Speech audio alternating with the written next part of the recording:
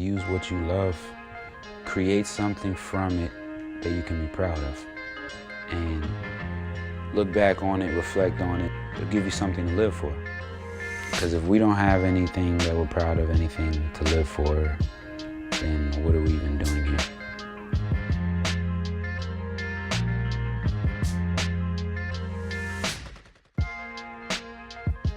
As a rapper and as a poet, I go by accent because my lyrics and my poetry are more, at least primarily, about how it sounds when you speak as opposed to what it means. But obviously, as with an accent, there are always meanings behind those words.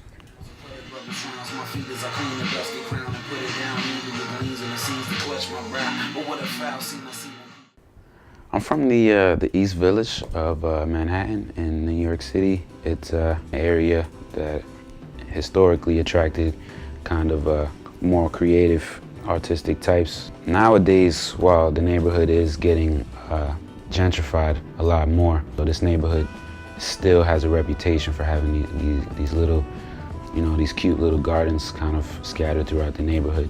My earliest memory of anything remotely close or even comparable to a rap verse at all was probably when I was 11 or 12, reading something I wrote about my father, who I've never met, to a good friend of mine, actually in one of these community gardens out here. Growing up in this neighborhood definitely helped develop me and kind of shape me into a more liberal-minded person. That kind of laid a pretty interesting foundation for me for who I would eventually become. Just wondering if by any chance you might be willing to exchange a cigarette for a poem. Only if you like what you hear, otherwise free of charge. Cigarette for a poem, some rhymes, yeah. If I was to give anybody in a tough position some advice in terms of like how to help themselves get out of that position, I really recommend that you take whatever it is that you're good at and you use that to your advantage to make your money. It definitely worked for me for a time. Technically, what the street performing that I was doing is called is busking.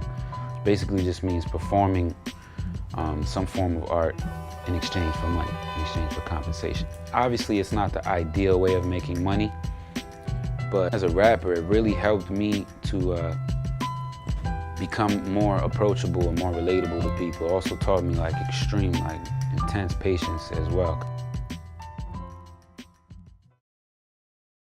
And I'm fiending to live, I would give my soul to a demon. Kicking it with thick and gold as Latinas. I can't spit a lick of word or no English. With the pretty lips as glossy and pinkish. I tell you, man, this is why I love sleep. But tonight I hit up.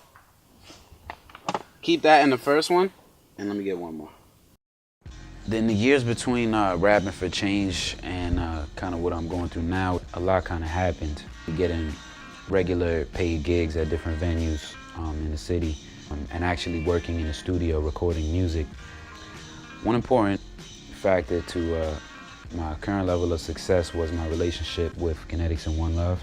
They wrote the chorus to B.O.B.'s Airplanes, and they've been doing pretty well with music, and I've been lucky enough to have been invited into their studio space. But I think about how many nasty rappers have got to be out there, maybe even better than me, but they just didn't have the resources and the opportunities at hand available to them to really, put their work into motion. So definitely don't want to be one of those rappers. I want to help pioneer a movement. I want people to remember the work that I created. I want people to remember what I did, not what I had or what I looked like. That's not important.